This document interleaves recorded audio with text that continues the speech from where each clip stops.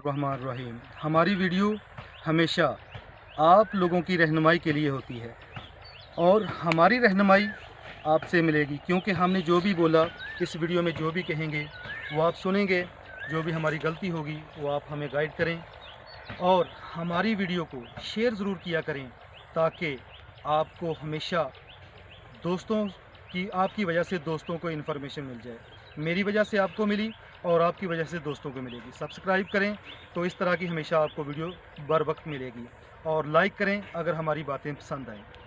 आइए देखते हैं वीडियो। अस्सलाम वालेकुम, मेरा नाम मोहम्मद इरफान शाकर, चक नंबर 169 मेरा डारा वाला एरिया, तहसील चिश्तियाँ, ज़िला बहावनगर। आज 17 मई 2021। आज का स्टेप हम जो ले रहे हैं वीडियो में आपकी रहनुमाई के लिए, वो है कि इस स्टेज से लेकर मैच्योरिटी तक हमने कौन से इक़दाम करने हैं जिससे हमारे आने वाले फ्रूट पर फ्रूट फ्लाई का अटैक कम से कम हो और बैक्टीरियल ब्लाइट का अटैक भी कम से कम हो। आज की वीडियो का मौजू इन दो चीज़ों पर है कि हमारे अनार पर बैक्टीरियल ब्लाइट आता है, उसका दिन भी ये गुजर रहे हैं, और साथ साथ जब ये मैच्योर हो जाएगा, इसकी जिल्द जब नरम हो जाएगी, तो उसके साथ ही फ्रूट फ्लाई का अटैक भी आएगा। अनार वाइट, जो अलीपुर वाइट है, इस पर बहुत ज़्यादा अटैक आता है इन दोनों चीज़ों का। तो आज हम अनार के उसी फील्ड में खड़े हैं जो अलीपुर वाइट का जो फील्ड है, ये हमारे अपने फार्म का फील्ड है। इसमें हमने अनार के ऊपर आज की जो हमारी कोशिश थी, हमने जितना भी फ्लावर नेक्स्ट टाइम आया था वो हमने तमाम का तमाम प्रूनिंग कर दिया। हमारे फील्ड में आपको कहीं भी फ्लावर नज़र नहीं आएगा। कैमरा घुमाकर मैं दिखाता हूँ कि कहीं भी आपको कोई भी नया आने वाली शाख पर फ्रूट का जो फल है और फूल है ये नहीं आएगा। इसके ऊपर भी मैं थोड़ी सी बात करता चलूँ कि जो भी अप्रैल के एंड तक आपको फ्रूट हासिल हो, सबसे पहला जो हमारा बहारिया फ्रूट होता है, इस दफ़ा मौसम के अप डाउन की वजह से काफ़ी जगहों पर वो नहीं आया, और उसके बाद अप्रैल में मौसम काफ़ी अप डाउन हुआ और बाद में काफ़ी कली आई और उस पर फ्रूट आया। फ्रूट दो हिस्सों में तकसीम हो चुका, अभी कुछ तो बॉल साइज़ में है और कुछ अखरोट साइज़ में है और कुछ अभी छोटा है। तो हमने इन तीनों स्टेज के फ्रूट्स को रख लिया। अब मई के बाद में जो आने वाला फ्रूट है, 15 मई के बाद जो हमारे पास जो फूल आए, नई शाखें निकली, उसको हमने रिमूव कर दिया। आज 17 मई को हम ये वीडियो बनाने जा रहे हैं। इसी पर दोस्तों को आगाही देना चाहता हूं कि अब जो आपको जो मिल गया 15 मई से पीछे पीछे जो फ्रूट का साइज़ बन चुका है वही आपने रखना है। आगे आने वाले वक्त में किसी किस्म की शाख पर जो भी फल आए उसको आपने प्रूनिंग कर देना है, ताकि आपका जो पहला फ्रूट है वो हेल्दी हो जाए, और उसमें नया आने वाला फ्रूट जो भी नीचे छोटा फ्रूट होगा आपको इसने प्रून करते जाना है, और नीचे गिरा दें तब भी ठीक है, बाहर ले जाएं तो सबसे बेहतर है। तो ये आपकी खुराक का हिस्सेदार नहीं बनेगा, पहले वाले फ्रूट को अच्छे तरह से ग्रोथ मिलेगी। और अब आ जाते हैं कि हमें जो भी फ्रूट मिला, जो भी हमें अल्लाह ताला का जो हमारे हिस्से थे वो अल्लाह ताला ने हमें दे दिया। अब हमने जाना है इसको आगे लेकर के कामयाब करना है। इस पर दो किस्म के जो अटैक आते हैं उससे हमने महफूज रहना है। तो सबसे पहला अटैक जो फ्रूट फ्लाई का नहीं होता, बैक्टीरियल ब्लाइट का नहीं होता, वो दोस्तों को समझा दूं। इस तरह अनार फटता है, ये कुछ जगहों पर प्रॉब्लम आया, हमारे पास भी आया था। ये अनार के फटने की वजह ना तो बैक्टीरियल ब्लाइट है ना ही फ्रूट फ्लाई है। ये पिछले दिनों में जो तेज़ हवाएं चली हैं, छोटा फ्रूट था, किसी कांटेदार शाख में जो टकराया और उससे इसके ऊपर जो निशान पड़ा उससे आगे ये फट गया और इसमें पनाह ले ली है अब फ्रूट फ्लाई ने। तो उसको मौका मिल गया कि फ्रूट फ्लाई जब भी कोई मौका मिलता है उसको नरम जगह पर और दागी जगह पर वो अपना घर बनाती है, उसमें आगे अपने बच्चे देती है, अंडे देती है। वहाँ से जो छोटे छोटे सुसरी नुमा आपके वो बच्चे निकलते नजर आएंगे। कोई भी फटा हुआ फ्रूट आप ले लें, उसको आप जब खोलेंगे उसके ऊपर आपको सुसरी नुमा हल्की हल्की सी कीड़ियाँ नजर आएंगी। ये वो फ्रूट फ्लाई के बच्चे हैं जो आने वाले वक्त में हमें डिस्टर्ब करेंगे, हमारे फ्रूट को दागी करेंगे और इसमें कीड़े पड़ जाएंगे और हमारा फ्रूट ख़राब हो जाएगा। ये तकरीबन 50% नुकसान कर जाती है फ्रूट फ्लाई।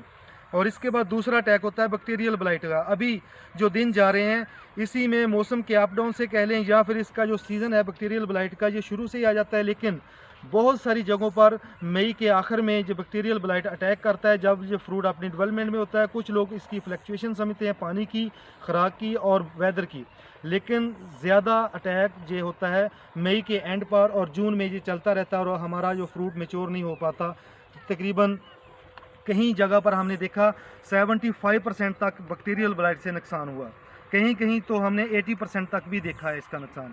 तो अब हमने आज की वीडियो बनाने का मकसद कि आज की तारीख के बाद हमें जो फल मिला और उससे जो भी हमें हासिल होगा, जो तो आने वाले वक्त में हमारी कोशिश ही हमारे सामने आएगी। अभी हमने जो इकदाम उठाने हैं वो है कि अभी हमारे बाग में देखें कि हमने तमाम का तमाम जो है ऊपर से नया आने वाला फ्रूट मुकम्मल तौर पे ख़त्म कर दिया।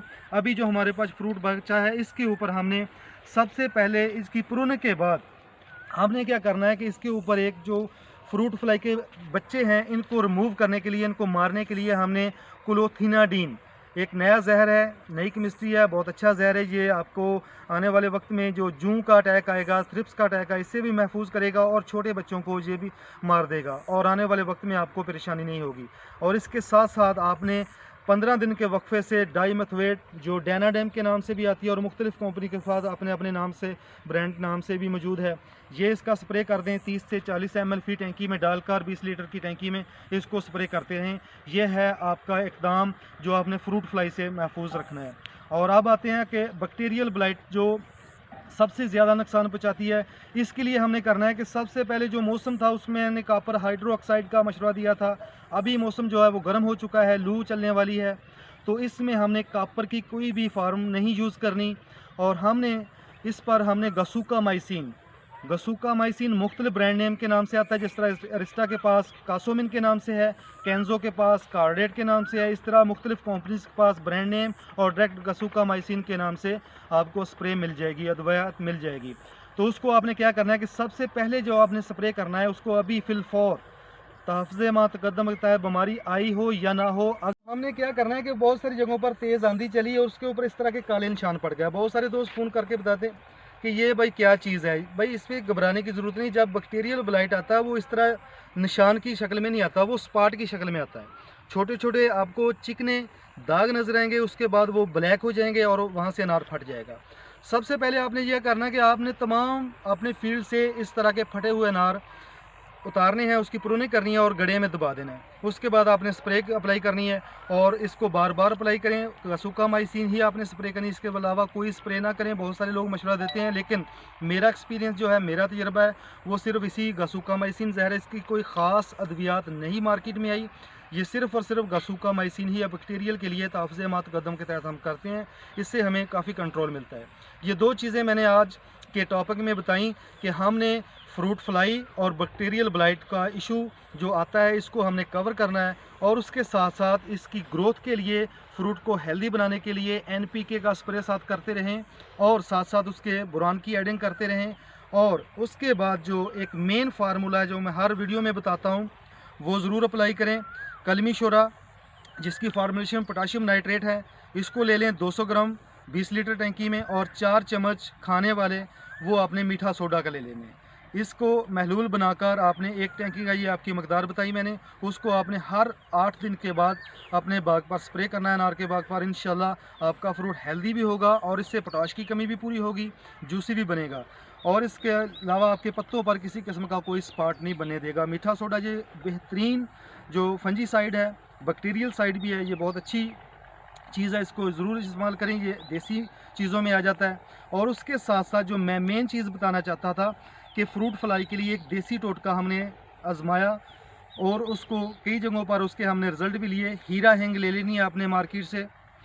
हीरा हेंग जब आपने छोटा फ्रूट भी प्रूनिंग कर लिया और ये दागी फ्रूट जो आपका फटा हुआ पहले ये भी रिमूव कर लिया, उसके बाद आपने हर 4 पौधों के दरमियान एक पौधे पे हीरा हेंग जो 1 तोला आपको मिलेगी, उससे 8 से 10 पीस उसके बना लेने हैं और उसको एक मलमल के कपड़े में उसको बांध लें या फिर किसी सूती कपड़े में उसको अपने उसकी पटोकली बनाकर, उसकी पोटली जो बनाती है बन जाए, उसको अपने पौधे के साथ लटका देना है। हमने तकरीबन हर 4 पौधों के बाद ये लगाई हुई है और इंशाल्लाह इससे हमें अच्छे रिज़ल्ट मिले भी हैं और इंशाल्लाह मिलेंगे भी। इससे काफ़ी हद तक आपकी फ्रूट फ्लाई आपके फील्ड में नहीं आएगी। इसकी बदबू से इसकी काफ़ी स्मेल होती है, इसके से भी ये भाग जाती है। और उसके साथ साथ जो मैंने पहले अद्वियात बताई वो ज़रूर अप्लाई करें।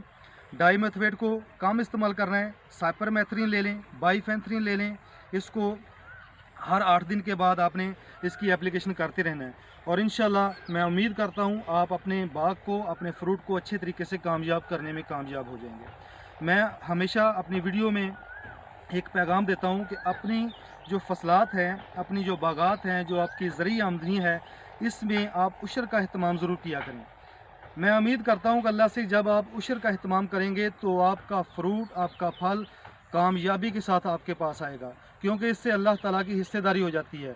नमाज कायम करें और उशर का अहतमाम करें, इंशाल्लाह कभी भी आपको घाटे का सौदा ये नहीं मिलेगा, इंशाल्लाह आपको नफ़ा ही नफ़ा होगा।